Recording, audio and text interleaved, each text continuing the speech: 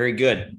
Awesome. Well, thank you everyone who has joined on this evening. We really appreciate your time. We're very excited to share with you guys our next investment opportunity, the Abbey.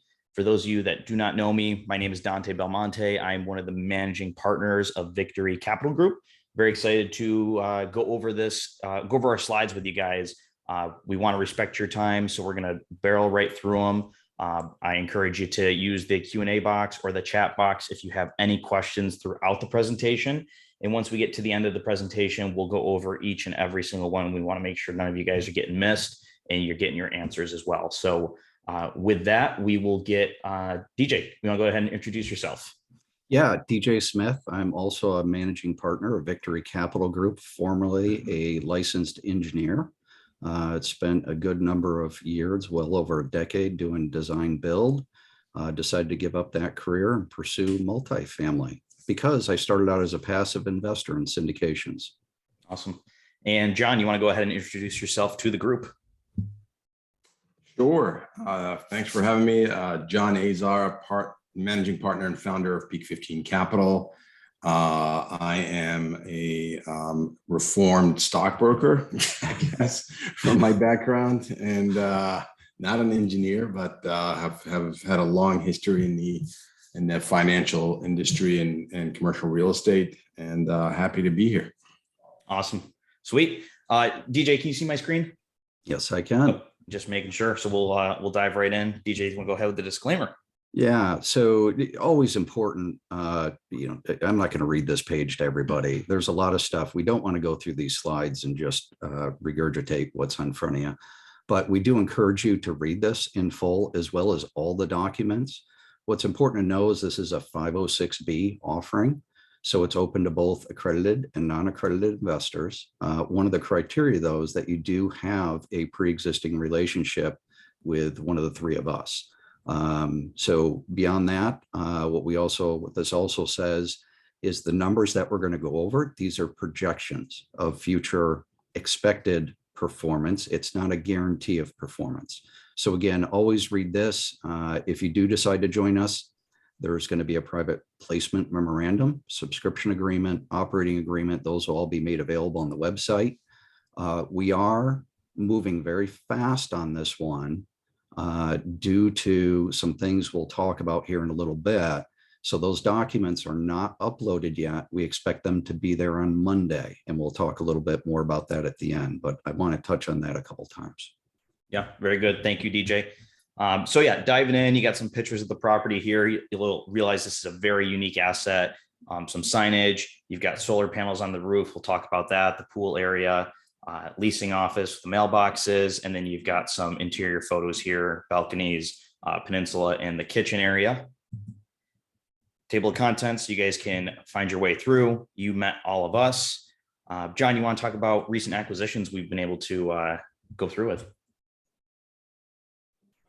Yeah, thank you. We've obviously, acquisition for us is an arduous process in this industry in general, especially given today's environment of a challenging environment of finding the right acquisition. We've had the pleasure, all three of us, to work together on a couple of previous acquisitions that are here and that we've worked on together. I've worked on many other acquisitions as well. We always get excited about every acquisition we find and every acquisition we bring to our investors, because acquisitions to us is a distillation of so many different efforts coming together from our teams to try to underwrite right, to make sure that the numbers work, make sure that the operations work, make sure we find the right location.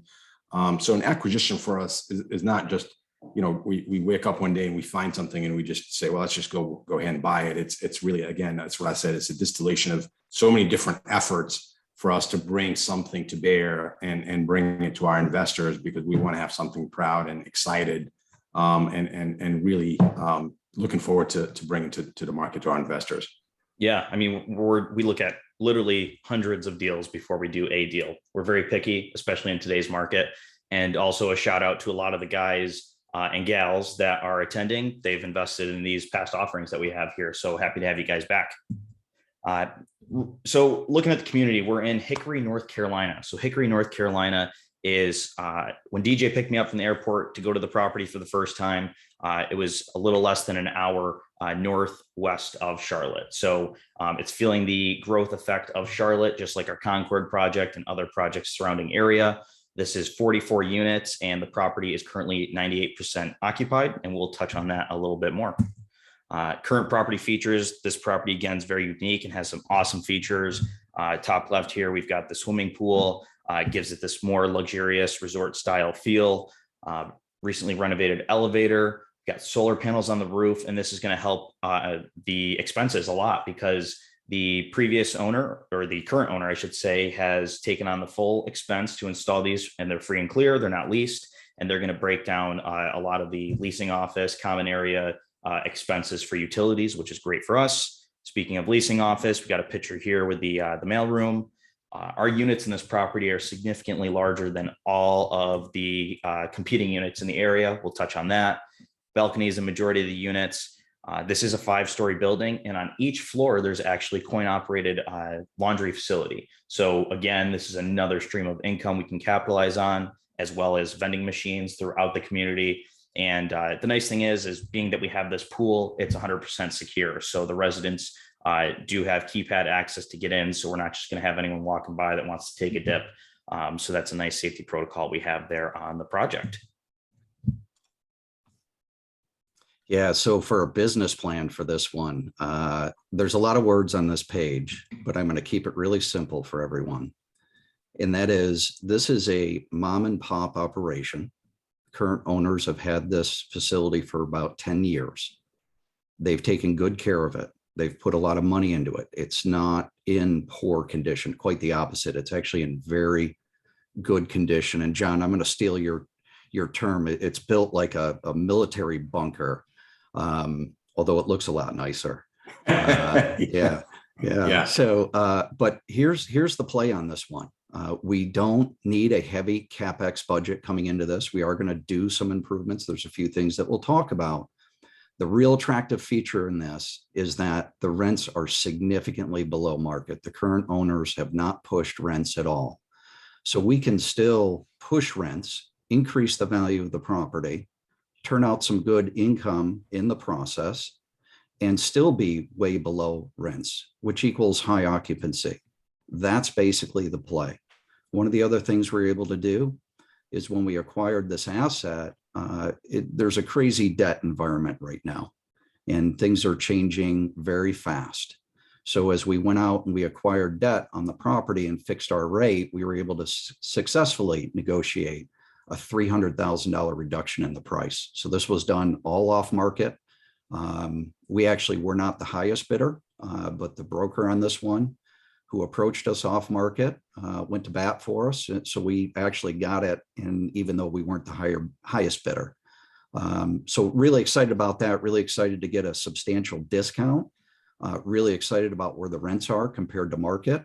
And there's one other neat thing that we're going to do on this, and that's there's one unit that's currently being used as a maintenance shop. That's going to require a full renovation. Everything's going to be new in there.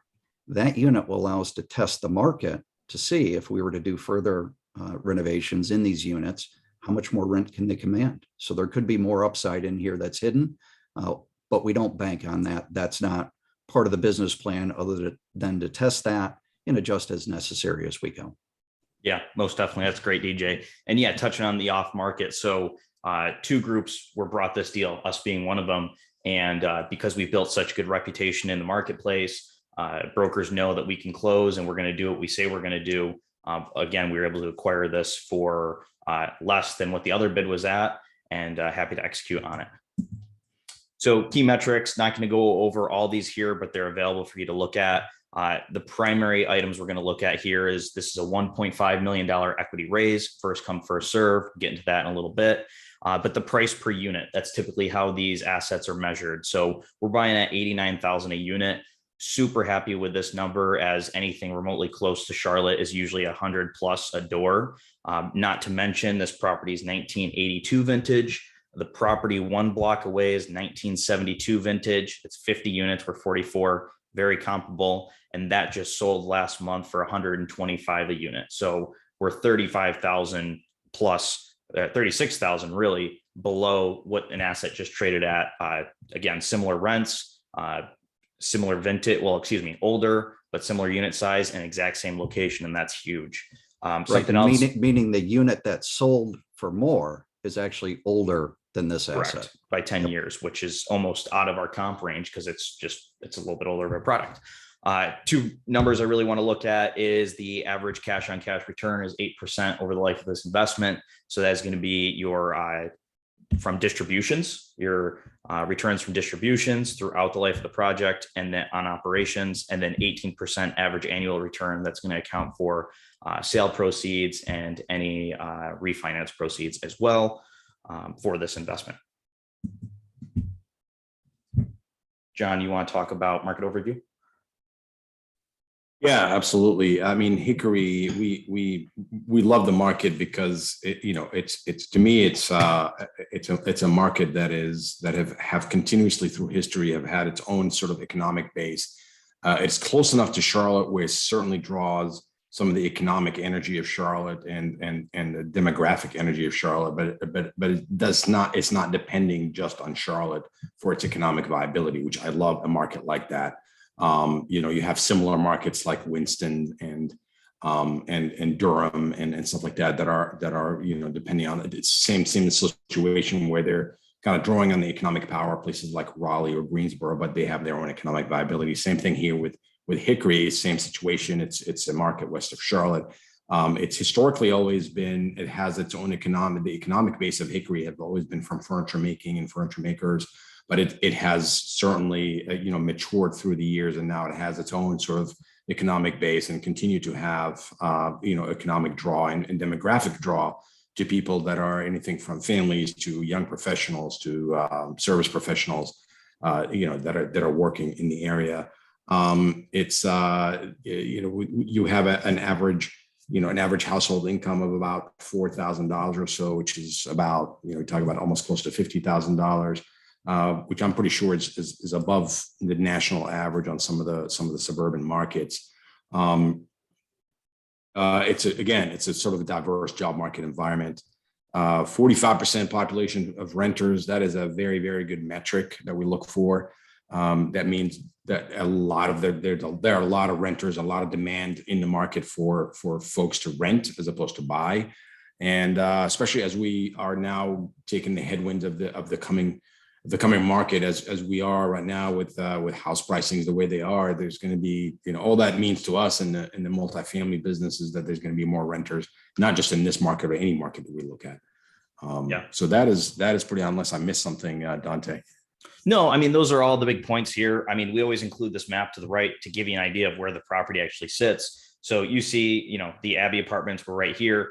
The nice thing I like about this asset is it's surrounded by medical offices. And one block away, so 0.2 miles away, you're going to have Panera, Chick-fil-A, Starbucks, Lowe's. And we like to follow these retailers, these restaurants, because they do their research. When you go to a Chick-fil-A, it's usually in a very popular area, very dense population. It's growing. You're not going to see vacant buildings, vacant retail, pawn shops, used car dealerships around these buildings. So we love that because that's going to bring traffic to the area.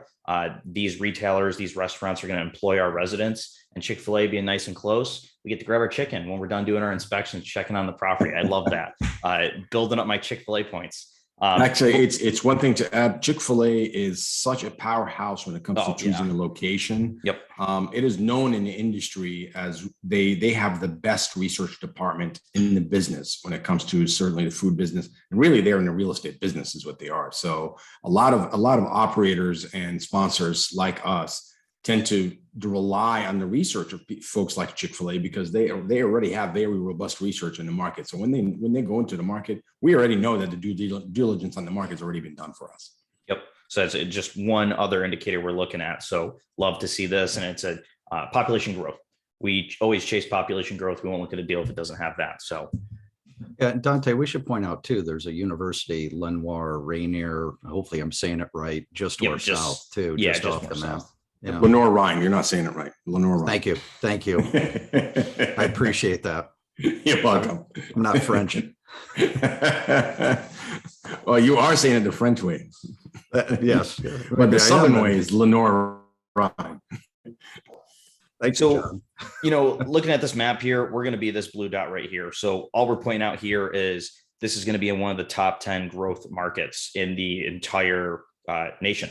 So you're going to see a lot of migration from the Northeast down to the Southeast, down to the Rust Belt or the Sun Belt, as they say it. So that's pretty obvious here, pretty blatant. We just like to include this in here. DJ, you want to touch on this? Yeah, certainly. In terms of this is just a furtherance of the business plan. What we're talking about is, again, these rents being so low. Why is that? No professional property management. The current owners basically are comping the property manager, who's somebody they pay directly, but not somebody that's really been professionally trained or in the industry. And then they got a couple of units there that aren't generating any income. So when we did our market analysis, basically what we saw is these rents were $250 plus below what competing units are charging. A lot of them don't have our amenities, and they're certainly not the same size as us. So on a per square foot basis, we're actually really competitive.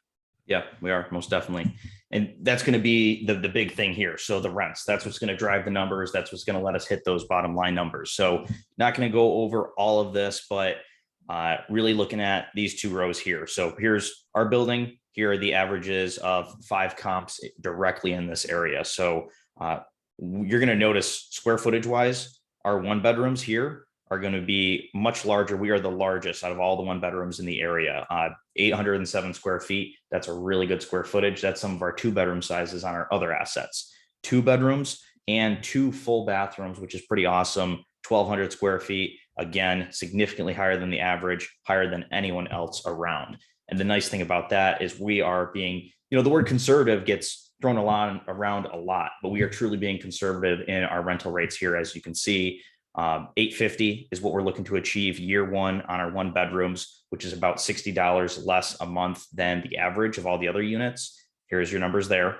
And then you're looking at about $1,067 year 1 on the 2 bedrooms is what we're looking to achieve, which again is about $60 less a month than what else you're going to see in the marketplace. And again, that's below what everyone else is asking for on rent on a square foot price per square foot basis. Again, we're well below the competition. So we're trying to come in really conservatively on those rents, so we know we can achieve those rents. Whoops, skipped one. Debt. So this is going to be the big one, and I'm sure someone's going to have some questions about it, and we'll address it at the end. But we are doing bridge debt. We are getting 75% loan to value, 75% of our CapEx budget. The biggest thing here is it is a fixed interest rate. So we're not going to have a floating interest rate. Right now, a lot of operators are taking on some more risky debt that, maybe it's coming in around 5.9%, but it's floating. It's going to get higher. They can pay a cap, but those caps are going to be anywhere from 150,000 and greater. And that's a very large cost up front. So we do have 6.99% locked in at a 2-year term, and we have 2 1-year options to extend. So this is really a 4-year option that we have, or a 4-year loan we have locked in at the interest rate. So if interest rates continue to do what they're doing, that's not going to affect us on our immediate debt. And we could talk about that a little bit more. Full interest only. So we're only going to be paying interest only on the loan. So therefore that's going to lessen our debt payments, which increases our cash flow. And then the best part here is there's no prepayment penalty after 12 months. So if we want to exit this deal for some reason, we get a phenomenal offer and we want to exit after a year, or we want to refinance this asset, we are 100% able to, because we don't have that prepayment penalty. So it's going to leave more money in your guys' pockets, the investors' pockets at the end of the day. Income and expenses. This is for you guys to look at. We're not going to go over all of that, but right here, you're going to see the net operating income, which dictates the value of this asset, is continuing to increase based on our projections. All of our expenses are always increasing annually, even if they're really not. If we have a contract locked in, we still account that these expenses are going to increase every year, especially because inflation, and that's, real world expenses. They don't stay the same forever. John, you want to touch on cost seg? Yeah, absolutely. That's one of my favorite subjects in this business. I mean, really, cost segregation is what makes this business the way it is, as advantageous as it is. Forget about all the other sort of the wins.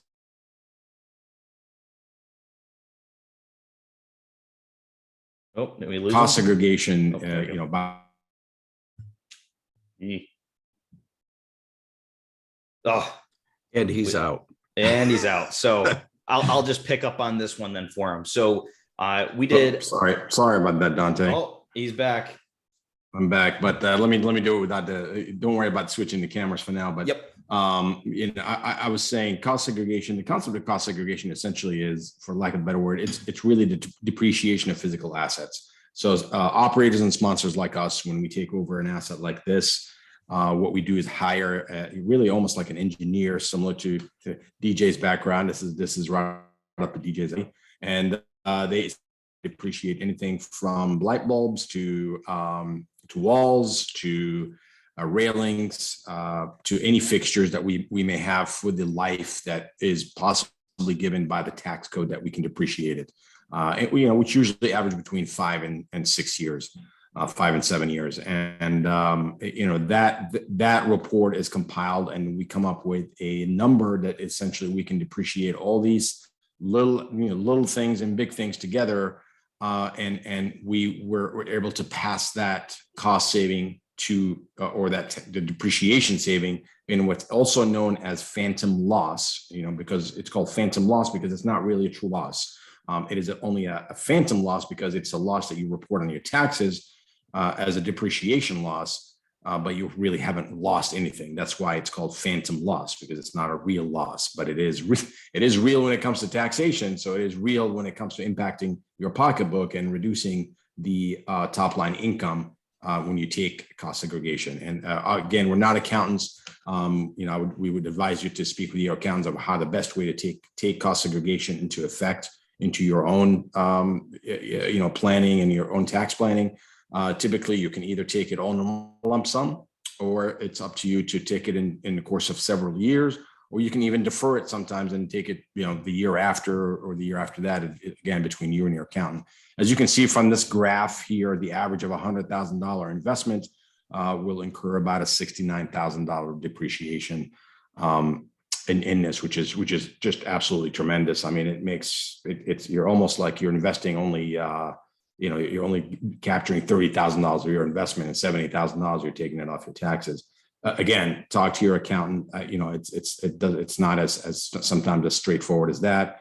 It depending on your financial situation, but it's by far one of the most effective and powerful tools get excited about when it comes to multifamily acquisitions in real estate. Yeah, very good, John. Yeah, so I mean, in short, it's just more tax benefits for the investors. So something you can't do on duplexes, triplexes, all that good stuff. Yeah, and this is where the rubber hits the road, right? This is, we go through our projections. We'll keep throwing that conservative word out there because it's applicable. Dante and I go back and forth on these, on the underwriting. We go back and forth on the returns. We have metrics that we're always trying to hit.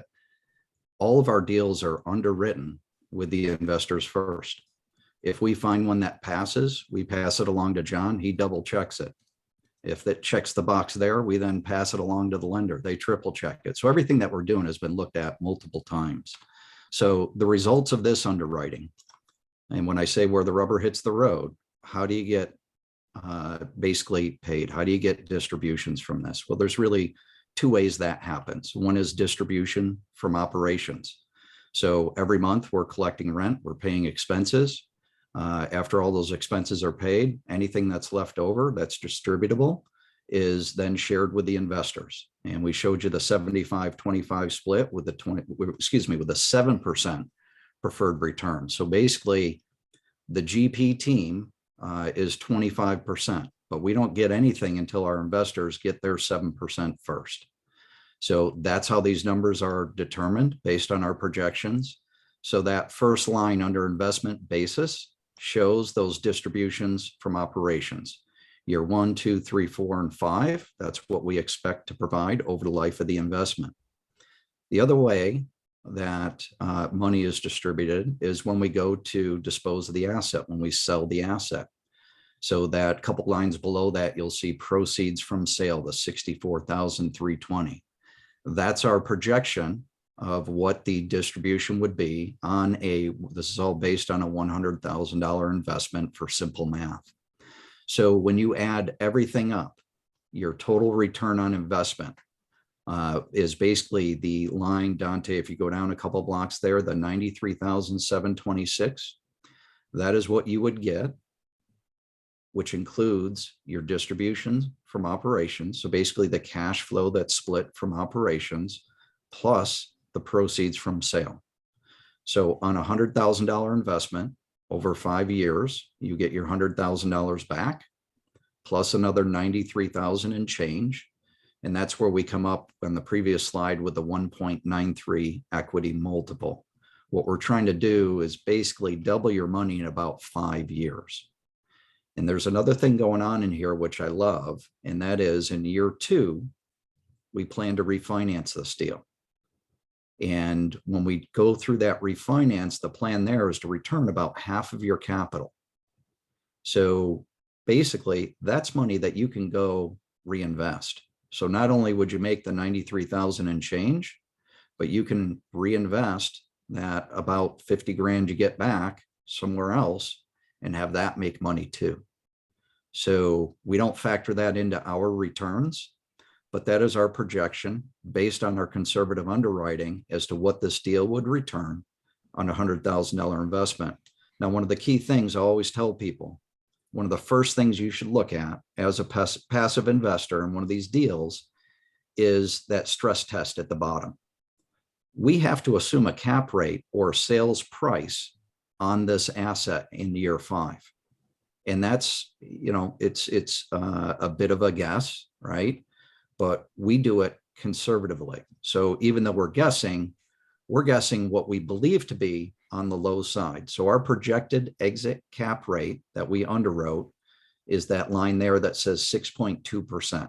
That produces the 93,000 and change in total returns. Go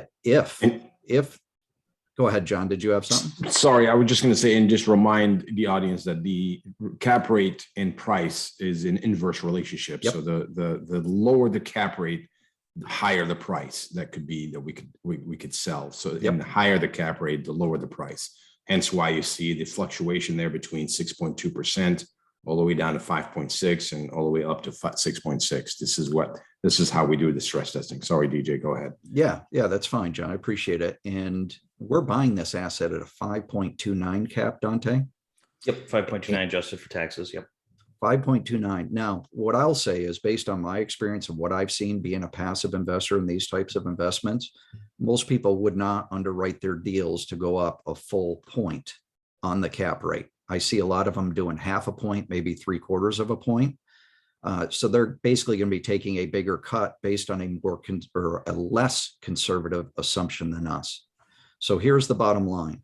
We project disposing of this asset at a 6.2% cap rate. That cap rate could go higher or lower, again, inversely proportionate relationship to sales price, but we believe that we can actually beat that 6.2%. So we think we're being conservative there, but we want to write a business plan and provide returns that we believe that we can achieve. Yeah, I want to jump in and say we're being extra conservative because the average have in the past couple of years with the craziness of the industry, people have been averaging adding anywhere between 3 to 5 bips or points per year, only when they do projections. And we've never done that. We've been a lot more conservative than that. So if you average 5 points, bips a year, and you take it over the course of, we have here 4 years and 5th year is the sale, you're talking about only 20 bips. We're counting here for almost 100 bips, 90 bips. So we are being uber conservative. Yeah. So let me do the math for people there. So if we're buying at about a 5.3 cap, and based on John's 5 bips, what he's basically talking about is they would underwrite the deal at about a 5.55 cap. That's not even on our chart. Yeah. So yes, I believe, I like that John said extra conservative. I try not to go there, but it's the first thing you should ask in any passive investment like this. What's your entry cap rate? What's your exit cap rate?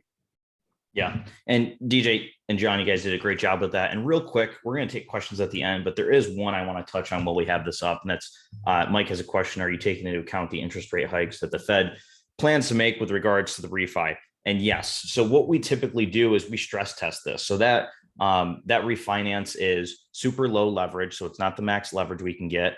On a cap rate basis, we're increasing that to over a 6% cap rate on valuation. And we have stress test the returns from a 6% to 9% interest rate with agency financing.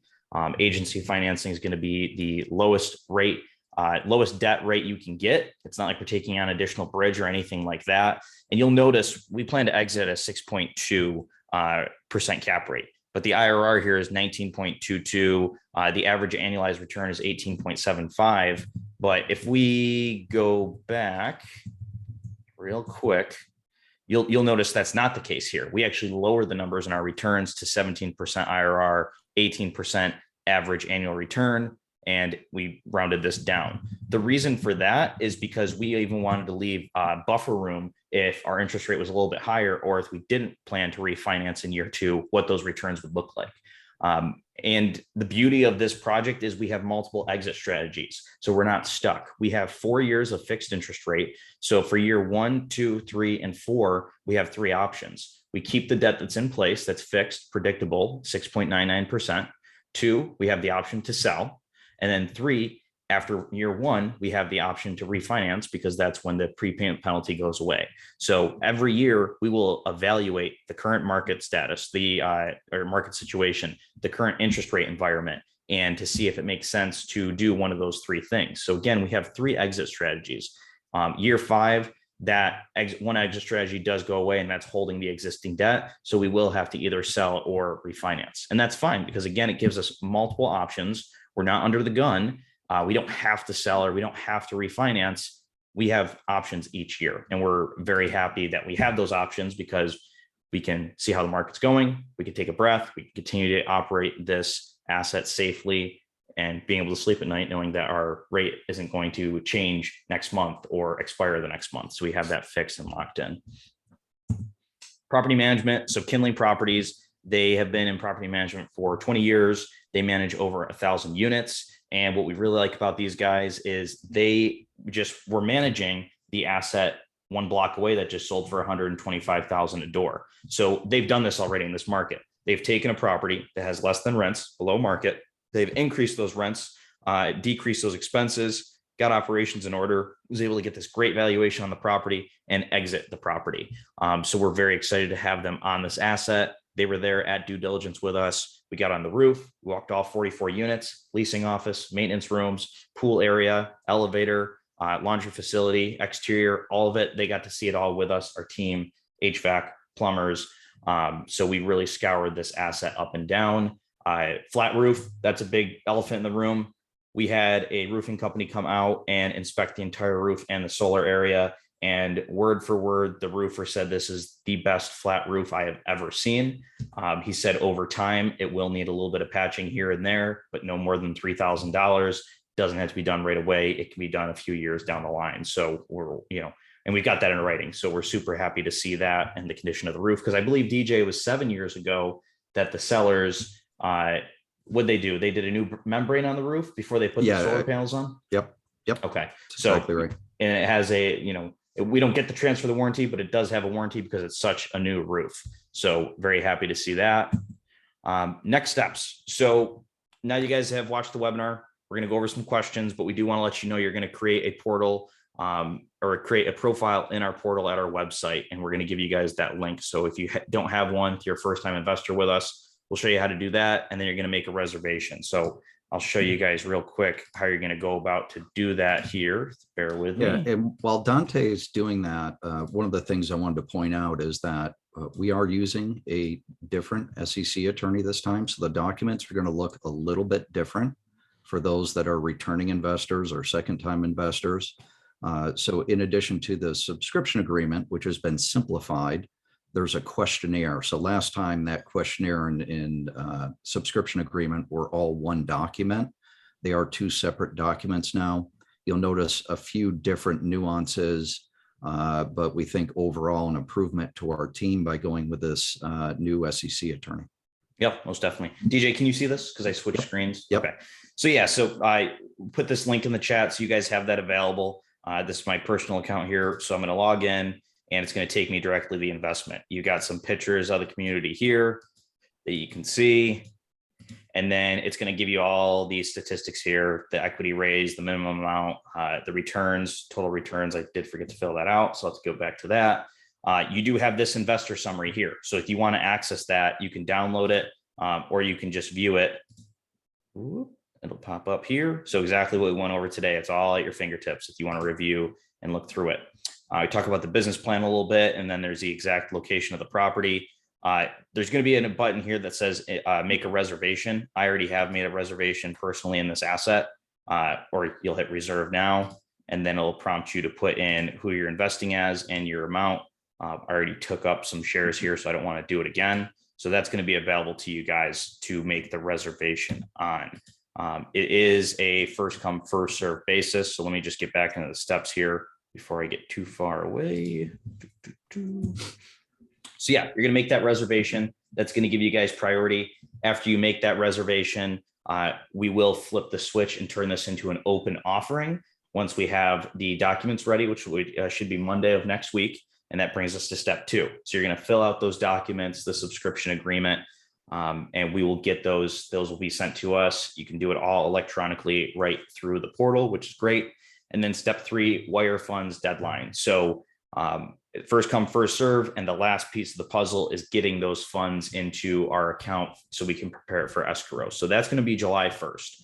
And Dante, one thing I want to point out here too, this is a really, really fast close on this one. And it's because of the changing debt environment. We have basically a fixed rate that's expiring right around that projected close date. Everything's lining up wonderfully right now to actually be about a week ahead of that. So normally we like to give people a little bit more time, maybe another week or so to get funds in and so on. The time pressure on this one is really due to how quickly we do have to close so we don't lose that rate lock. Basically, our lender told us that at some point in the future, they may only be doing variable rate stuff for the time being till things settle down. So it's a really interesting environment out there, but we're on track to get this one done. Really excited to do that. And just apologies for trying to turn things around quickly for those that are interested. We do normally like to give a little bit more time, but our hands being forced on this one a little bit. Yeah, most definitely. So to review those steps again, you're going to create the profile in our portal, make a reservation. So that way you do reserve a spot for yourself. You'll have priority over someone that doesn't. You'll fill out the paperwork once we flip the switch and make this a complete open offering. And then you will wire those funds to, which we'll put in the escrow account. And then our projected close date is July 7th. So right after the 4th of July weekend. So on this slide here, you guys should have that link in the chat, but you'll also notice that, once we send this out, this is a clickable button here that'll take you right to the investor page. Pretty straightforward. You've got our contact info here. This is our personal cell phones and our emails. So we encourage you to reach out to us if you guys have any questions. I love this picture back here. Here's the asset all over Hickory, nice green area around. Pretty cool. We took the drone out for that one. But I guess we will open up this time for any questions you guys have. DJ, do you have anything before, or can I just dive into some of these questions we have? Yeah, let's hit the questions, Dante. Okay, awesome. Chris asks, assuming the test unit that is being renovated proves successful for increased rents, what would the plan forward be for renovating additional units, and how would that be financed? So great question, Chris. The nice thing about this asset, like we were talking about before, is it doesn't need a lot of CapEx. So we have about a $300,000 budget, just shy of, set aside. And because the lender's giving us 75% of that budget, it's on a as used basis. So we have 25% of it that we have available because they're only giving us 75. So we come up with the other 25. So we're going to put it in as needed. And the nice thing about these units, DJ, correct me if I'm wrong, a majority of these units are renovated with new flooring, painted cabinets, new fixtures, painted. The bathrooms are in great shape, new bathroom vanities, a majority of the hot water tanks are upgraded. So the nice thing is we're not putting in a lot of capital into the physical interior units. We just are going to raise and increase the rents. So, we have a mom and pop owner who they're absentee, so they don't live in Hickory. They have one lady who's not a true property manager, allowing residents into the units that they're renting them. And she's not a property manager. She's being comped a unit. So she's not recognizing the full value of these units. And the comps obviously show that they're call it 100% occupied because they have the maintenance unit and her unit. Other than that, the property is completely occupied because the rates are so low. Of course, it's going to be 100% occupied. Yeah, Dante, and I think in the beginning of that response was really the answer that the CapEx that we have set aside, we don't think we're going to use all of it. We don't plan to use all of it because of the condition these units are in. However, if we can command higher rents, we would use up that CapEx budget. Rents would be going up consistent with that, which actually would allow us to set aside more money to do renovations. And that's part of the ongoing management of the facility and decisions that we'll make as we go. There wouldn't be another capital call. We could also raise some additional capital through, or not raise, but when we go to refinance, we could factor that in also. So there's a couple different ways for us to do it. But at the end of the day, we have an option out there for this test case to see what that's going to do.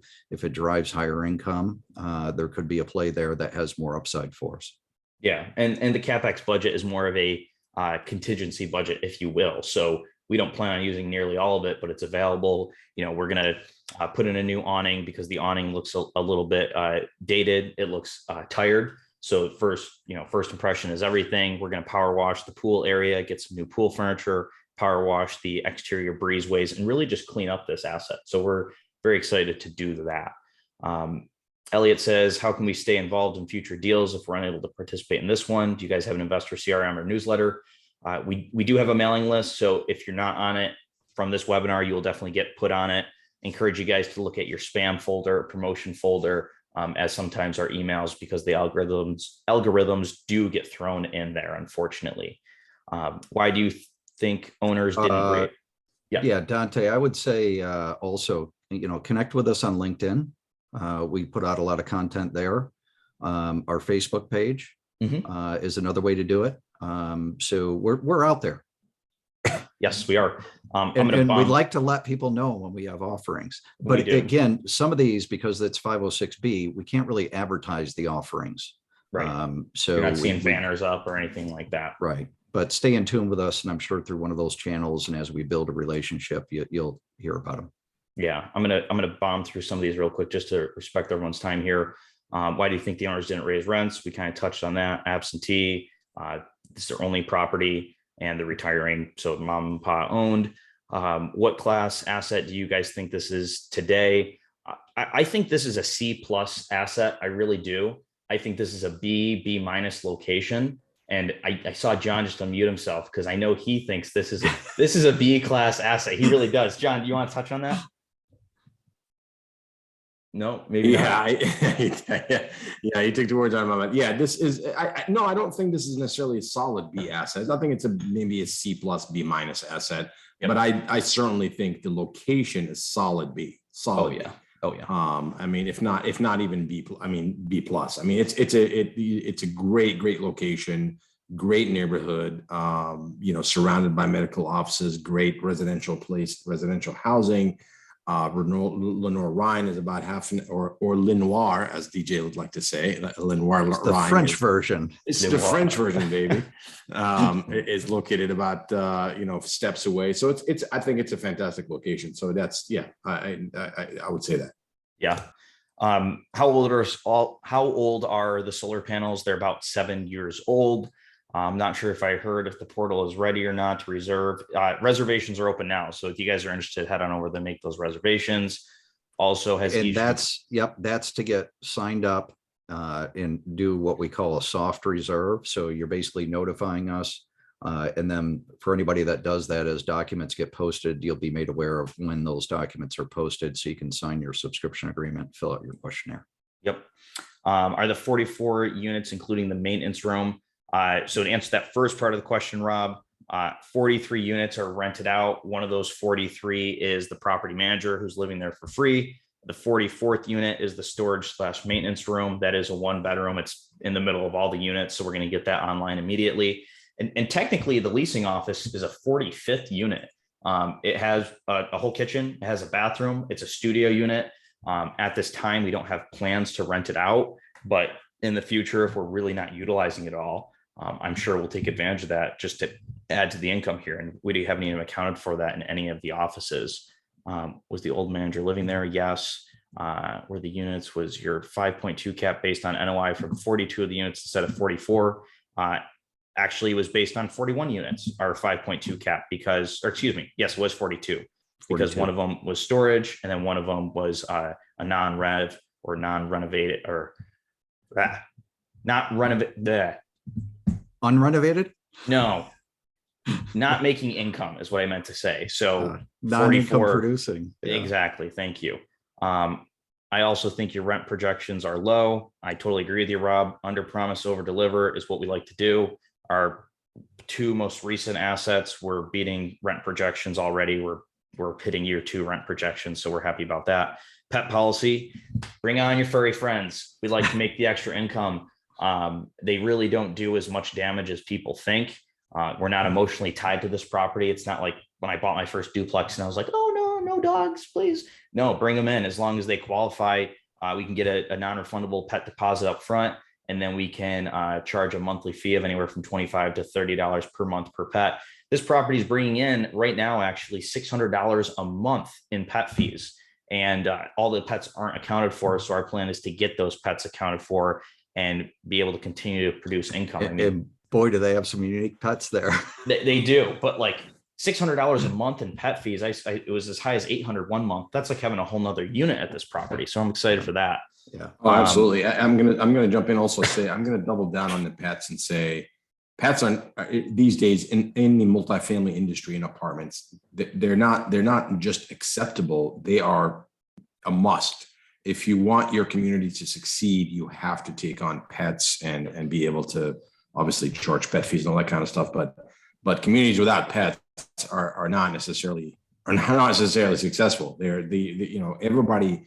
If anybody has, unless you've been under a rock for the past 5 or 6 years, the advent of pet ownership have skyrocketed in the past 2 to 3 years. It has increased in folds and folds, especially even through COVID until now. I mean, pet ownerships through COVID to now have even increased tremendously. So having a pet is, for folks and having an apartment that allows pets and obviously charge accordingly for them is part of every apartment business, multifamily business plan that we look at that is favorable to us, to the sponsor and to investors. People will pay anything for their pets, and that, we're going to capitalize on that. We're not going to gouge people, but we're going to charge market rates for it. DJ, I'm just going to touch on this real quick and I'll have you continue on it. So HVACs, where are they? I did not see them on the roof. Do you have good reserves for HVACs? They don't use split systems like a lot of there's a few of them on the first floor, but most of these are like the through the wall units. And so basically we, again, had an HVAC tech in there. We can continue to operate the ones that they have or replace with comparable units. Yep. And again, our CapEx budget is close to 300,000. We only plan on utilizing around 75 of that up front. So we have another 200 and change just kind of sitting there available. And that's in the underwriting. So it's not like we need to pull that out and that's going to affect the numbers. That's accounting for using that. Tell Rob's a multifamily guy, right? Oh yeah, exactly. HV, I know HVAC, I know that stuff. Where are they? They're not on the roof, outside units. Phil asks, any situation like Allison Heights with non-payment or undesirable? So I've got the rent roll right here, so I can see who's current, who's not. There is 2 residents that have not paid 1 month's rent right now. So that's really good. That's really strong right out of the gate. We've got good collections already. So that's not something we are really, concerned about. And the nice thing is we underwrote a 17% economic vacancy year 1. So that means physical vacancy, units being vacant. and also individuals for some reason not paying because possibly a change of ownership. We have accounted for that in our underwriting. Christian asked, are you guys putting your own money in the deal? Always is the answer. Yep. Like I showed on my personal account, I already took up some reservation spots in here. So that 1.5 is already dwindled down. Do you have a video tour of the asset? We don't. Now that I think of that, we just took a lot of pictures. We don't have an actual video of it. But we could probably make one from the pictures. We'll just, most definitely. Seriously. So I apologize, Mike. We do not have that. But that's a good one for the future checklist. It is. Yeah. Mhm. Howard, running into responsible owners, cleaning up poop. Do you have a cleanup policy with fees? So this is pretty cool. That's a good question, Howard. There is actually those doggy bag posts around the green area. So they have, the garbage with the actual doggy bag, so you can take care of the waste removal. We don't have any way to really enforce the fees. We do have a landscaping company that comes around and picks up the grounds each week. That will include dog feces. But some apartment communities, my sister in Connecticut, she lives at like a class A 300 unit.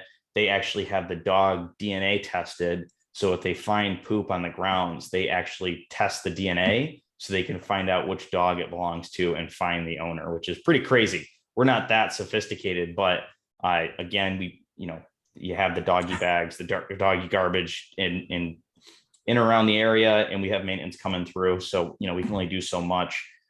There wasn't, I was walking around the grounds with the photographer while he's doing the drones, and there wasn't like dog poop hanging out all over the place. So I was pretty happy to see that. Dog poop, trash on the property. These are, things that you manage. That's part of where we get the professional assistance from. Hopefully it doesn't come down to having to find somebody or something like that. Sometimes it does, where, you got to basically reach out to people and get a little bit tough with them, find out who they are and so on. But it's all the challenge of managing the property. But what we will tell you is based on our walkover of the property and being in every unit, this place was in good shape. We weren't stepping in dog poop and, everything looked great. Yep.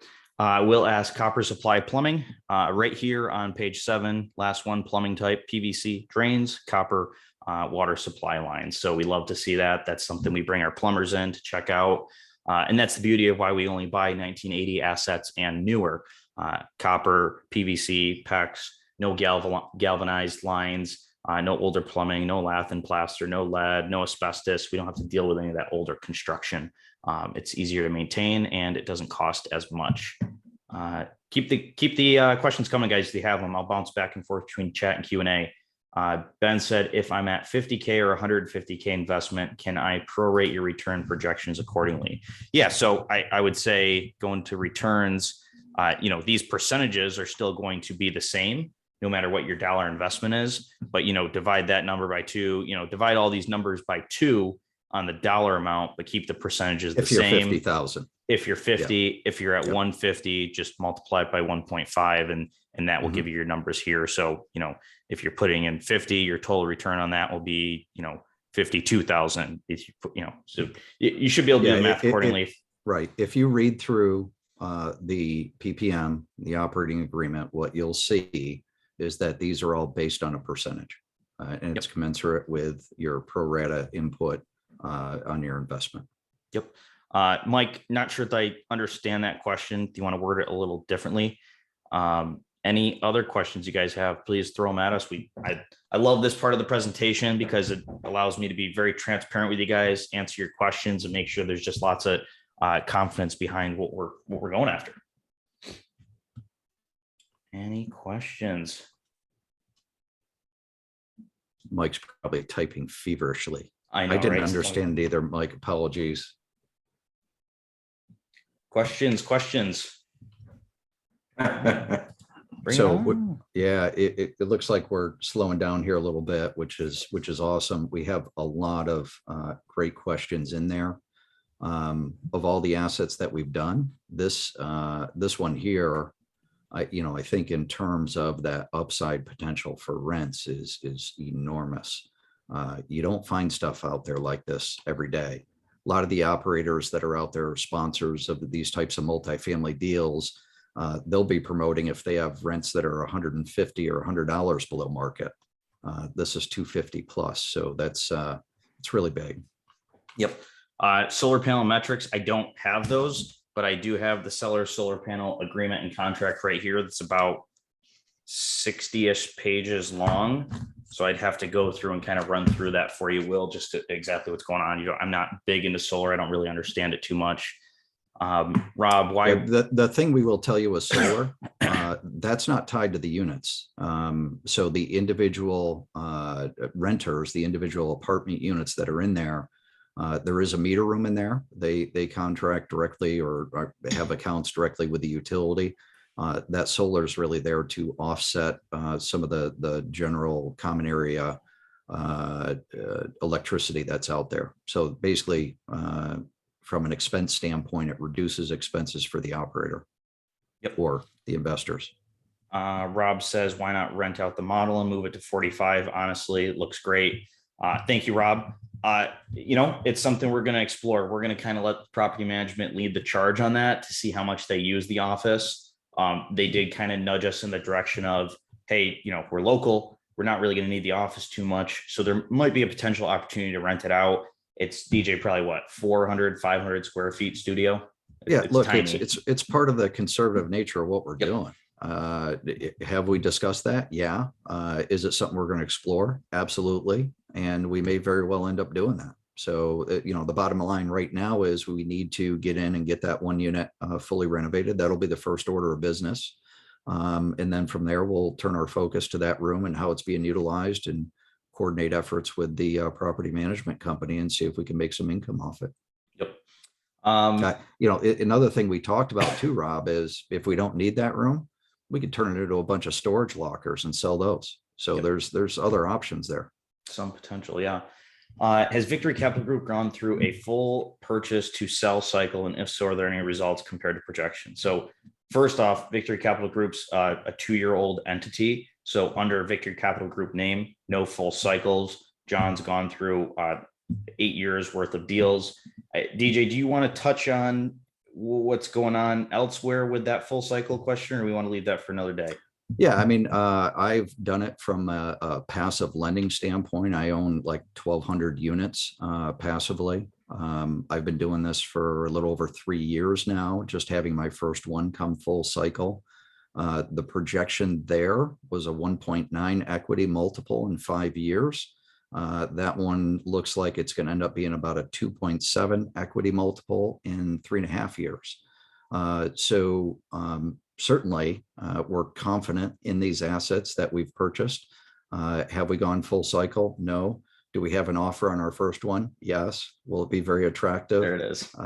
Looks like it is. So, we still got to close it, but we might be able to change that answer here in a couple months.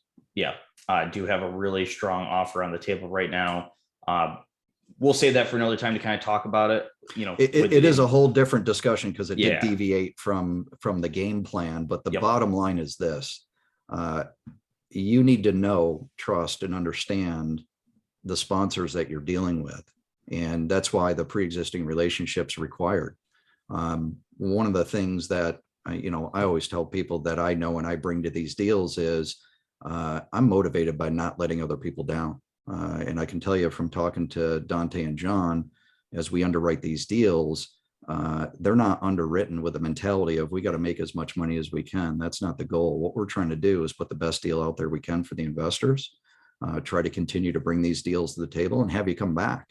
And we're not going to do that if we're not putting a quality product out there. We're not going to do it if we have underwriting that we can't meet. So I'm really excited about what we're doing, really excited to have everybody on board. And I do not take lightly at all the responsibility of people's hard-earned money being entrusted to us in our operations and our team. So we know we got to have an A+ team put out there. We know we got to make great decisions. We know we got to put investors first, and that's who we are. Yeah, most definitely. Great. Yeah, I mean, there's a business plan that we try to follow through with, but if we have a really attractive offer that accelerates that business plan and beats projections that we put in front of our investors, we have a hard and long discussion on that, and then we execute if we think that's the right decision for our investors. And I'll tell you another great thing, and this probably won't happen when we get up into 300 units or something like that, and you have a lot more investors, but these deals aren't so big that we can't have some discussions with people and say, hey, what do you think? Yeah. We've actually done that. We'll reach out to certain investors, and I have my contacts and trusted people, and so does Dante, and we'll touch base with them and say, hey, this is out there. What would your thoughts be if we did this or changed this? So it's great that I think the relationship, certainly the people that invested in Blockbuster Video couldn't do that when they went bankrupt, right? So it's, part of this private placement, this real estate private placement environment. You kind of get a seat at the table. Yes, we have the decision-making authority on a lot of this, but it's also not like you don't have our phone number. You can't call us up and be like, hey guys, have you ever thought about? And I think that's a really neat thing. I know I can do that with some of the placements that I've made. Yeah, that's good. I'm going to jump in really quick here on some of the capitalizing a little bit more on what you just said, DJ. It's a lot of times I've gone through a full cycle on many projects in the past 8 years. I've been a sponsor for 8 years with a couple of different of my companies, and sometimes you have to get out of something in 2 years, 3 years, 2.5 years. I mean, or 6 years, alternatively on the other end if something is really good. I've held back on selling. We've held back on selling some assets and previously that we've held because the cash flow is really well, and the investors were opted, given the market environment, opted to hold off for another 6 months or a year before sell. Alternatively, as Dante said, sometimes you're 2 years in, you get an amazing offer, and investors make bags of money, and you can't turn that down either. So, our hope is to always, when we work together, Dante, DJ, and I, to make the right decision for you and to maximize your returns and your investment the best that we can, and obviously always take you into consideration. Yeah, and the deals are set up that way too, by the way. That's why we have the 7% preferred return. That's why the investors get the majority of the split. And it's really set up to put the investor first. Yeah. Pretty cool question I want to touch on real quick is the purchase cap rate of 5.2% above, below, or in line with the market? So I'm going to show a little spreadsheet here that I keep track of. So here are all the deals that have been trading in North Carolina this year so far. And here are all the deals that have traded in North Carolina as of last year. I keep track of all those numbers. I keep track of all the metrics. Who's selling them, who's buying them, what the cap rates are, NOI. And here's your answer. So obviously I don't have all the data.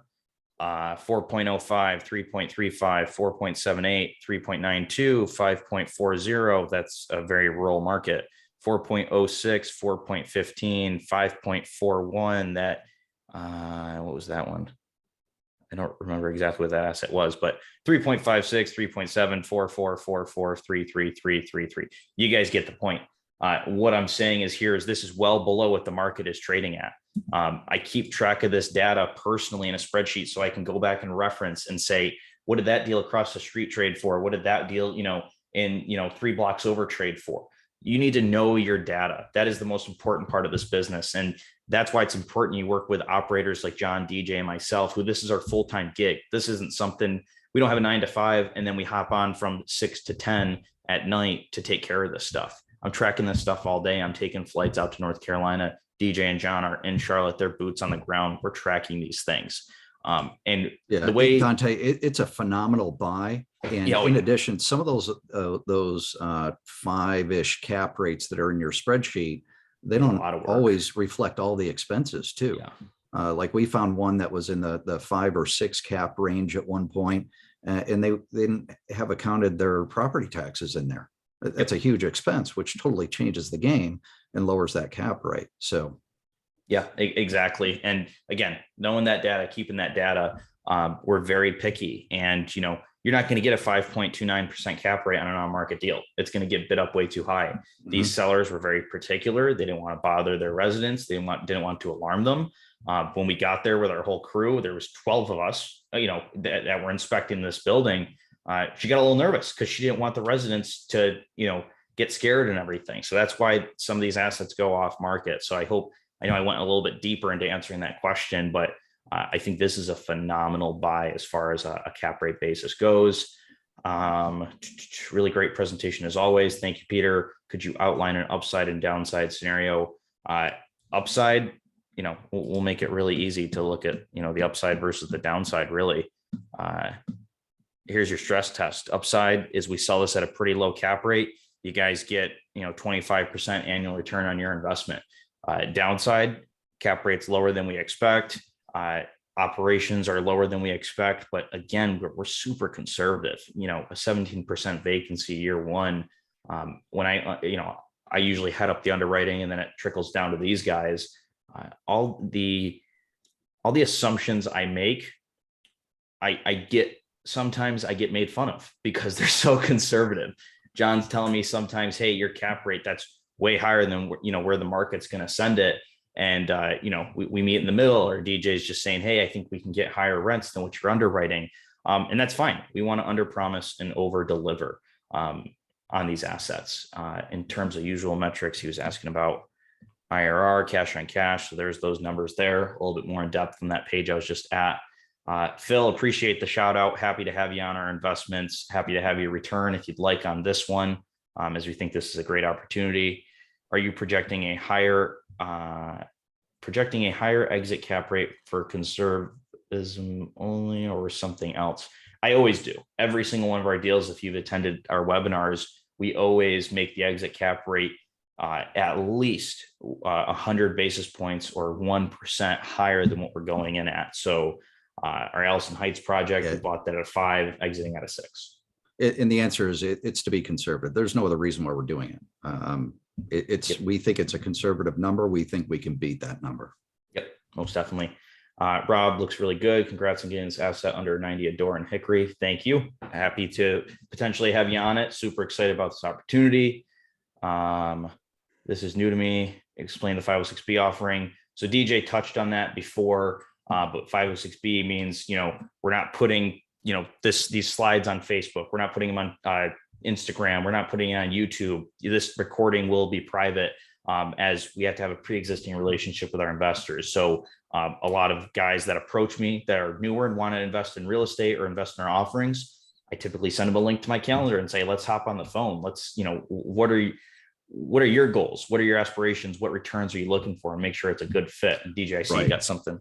Yeah. So these offerings, these private placements are exempt from being a security according to the SEC. However, they are still guided by SEC rules. So 506B refers to the exemption that we're operating under. Basically, what that says is that we can offer this up, and that we can take both accredited and non-accredited investors. If you don't know the definition, we could run through that. It's kind of a different thing. We'll talk about it on meetups and things like that. But there's basically income and net worth qualifications that dictate whether you are accredited or not. However, on this particular deal, we can also take what they call sophisticated investors. So, and it's a rather generic definition of whether or not you have the ability to properly evaluate and so on, is kind of how it's worded. So it's no hard and fast, your income is above this or below that. One of the caveats, or a couple of the caveats, we cannot advertise this deal just out to the general public. We can do it to those that are like on our mailing lists. And again, you have to have a pre-existing relationship with the sponsor. So to boil it all down, those are the main points of what qualifies for that 506B exemption. Yep. Mike, what percent of the equity are the sponsors putting in? I believe that number is 10%. We haven't calculated exactly what it is, so we'll have to get back to you. The other thing I want to say too, and those are great questions. Do we have skin in the game? On top of that, we have, and we put a substantial capital outlay out there just to get these deals closed. Yep. Everything is paid for up front. So there's a huge amount of risk that we take on to even get us to this point, and to bring these deals to everyone. So I don't want that to be lost. On the loan. DJ, I want to also jump in on that. It's not just the capital that we're outlaying. It's our names are on these deals. My name is on this deal. Your guys' names on this deal. Our actual personal guaranteeing these deals. So, you know, when there's, if anything, God forbid, is to go south way or anything like that, you know, our names are on this deal, our reputation and, you know, our credit, you know, we are on this deal as signers on this particular deal. So, and on all the deals that we do, obviously that's hence why we all sign, you know, personally on these deals. So not only is there money behind these deals, but our own reputation and our own credit worthiness is behind these deals. Yeah. So I believe that's 10% of equity. We're signing on the loans. This is a $3 million loan we're signing on. And we have a lot of at-risk capital is how we refer to it. So we have over $100,000 already invested in this deal in deposits, inspection costs, other deposits for other things with the loan, the security docs, the list goes on. Exactly. Looks like dated appliances, would these need to be changed for higher rents? So, you know, our goal is to, you know, as the units sit, you know, raise the rents accordingly. If we're taking out the tenant and putting in a new one, there is a good chance we're putting in appliances. DJ, how much did we set aside for appliances and CapEx roughly? Yeah, I think we were around $4,000 a unit interior, Yep. plus the full renovation of that one unit. But at the end of the day, with regard to these units and what we saw walking through, there's going to be some miscellaneous flooring, not a lot.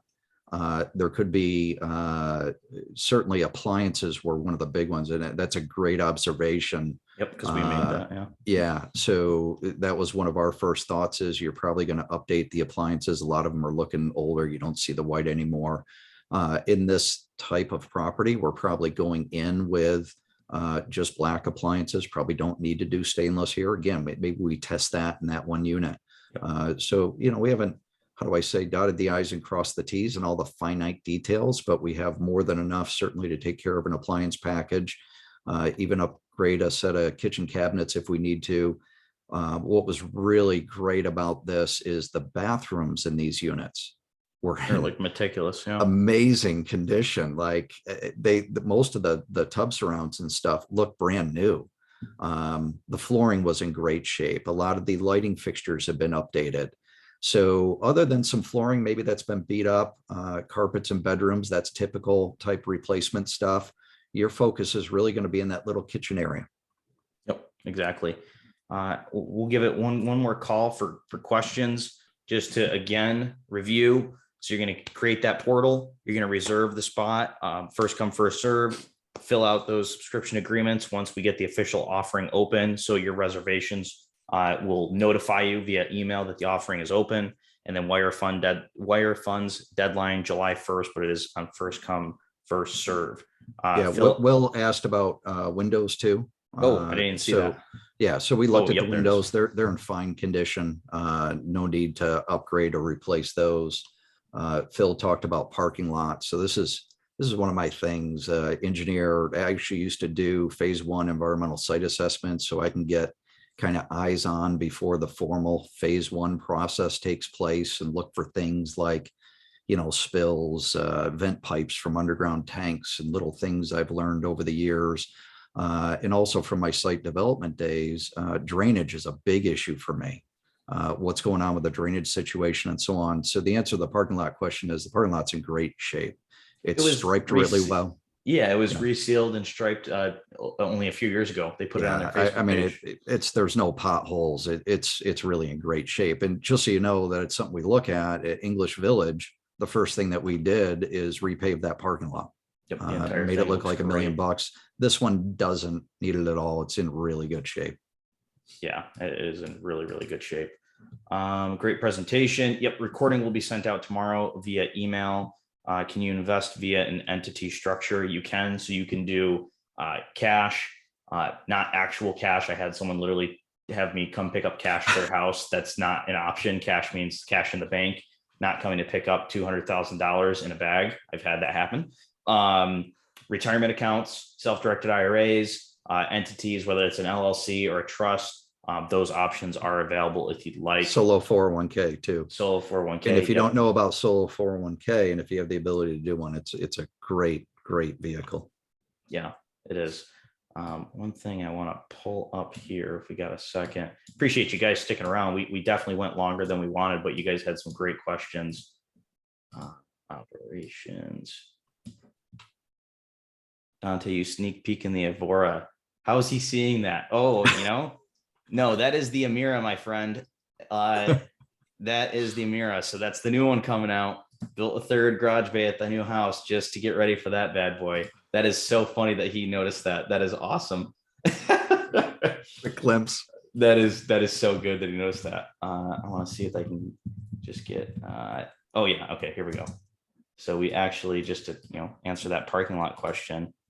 There's the new lot at our English Village parking. So brand new asphalt, brand new striping, makes this community look so much cleaner and so much better. The residents were even talking about how nice it looked. So happy to present that along to them. Yeah, you might have been able to lose a rim on the old parking lot there. Oh, it was rough. Yeah, it was bad. Projected sale price at year 5. That's a great question. So we don't actually have that on there, but so we look at the cap rate, but what we also look at is the price per door to see if that's actually obtainable in this market. So our price per door is about, in 5 years, about 140 a door. So again, we've got sales going on. I've got sale comps from 125 a door all the way up to 154 a door. That 154 door is definitely a B class asset, but still it's $15,000 a door greater than what we plan on exiting at in 5 years. That sale price is 6.2 million. So a very modest sale price that we really think we can hit based on our projections here. Yeah, and just to emphasize how well we've been buying our assets. Oh, yeah. We've actually had on Ellison Heights in English Village, and I'm confident it'll happen here. People asking us shortly after our acquisition. No, not even after the acquisition. Sometimes during, right? We had it under contract, English Village, for $64,000 a door. I had brokers in the market calling me, telling me that they will have someone buy it from us the day we close for $85,000 a door. That's $20,000 more a door than what we acquired it for. We said no, just because we still think there's a lot of meat on the bone, and the property next door just sold for $100,000 a door. And we think we can get more than that. There's just a lot to be had there. This asset's just going to fall in line with that, Yep. based on the recent sales comps. So we're buying at a great price. Yep. Very fortunate to acquire this one. Any other questions? I again really appreciate you guys taking the time to go through all this with us. We know it's a lot of information. That's why we'll tomorrow everyone will get the recording via email. They'll get this the investor summary so you can read through it at your own pace. And of course, you've got our info at the bottom. So if you have questions, you want to reach out and chat with us. And what an audience. Holy cow. Those were great questions. Oh yeah. We had over 50 RSVPs for this. And I've been on a lot of these webinars also as a passive investor. You guys smoked it. That was some good stuff there. Yeah, great engagement and great even for a lot of the audience to stay on. Thank you guys for staying on. Yeah, and I will put that link in the chat again for you guys. So in case you need that reservation link, you can throw it in there. Feel free to start signing off, guys, if you like. I'm just going to hang out for a few more minutes so people can grab this link. John, great job. Appreciate you as always. DJ, happy to have you as a partner on another kick-ass opportunity. Yeah. Hey, the definition of a syndication, right? People. Thank you, everybody. Have a great night. Yep. Coming together for a common purpose. We look forward to putting together this team and just really helping people with their financial future and benefit from this. I think with what's going on in the stock market right now, there's no place I'd rather be than real estate. I think these opportunities are phenomenal. And so much that I decided to make a career out of it. It's great. And compared to, again, what's been happening with my stock portfolio, I'm really excited that I have a bunch over on the multifamily side. Yeah. Awesome. Well, I think that about does it. No more questions.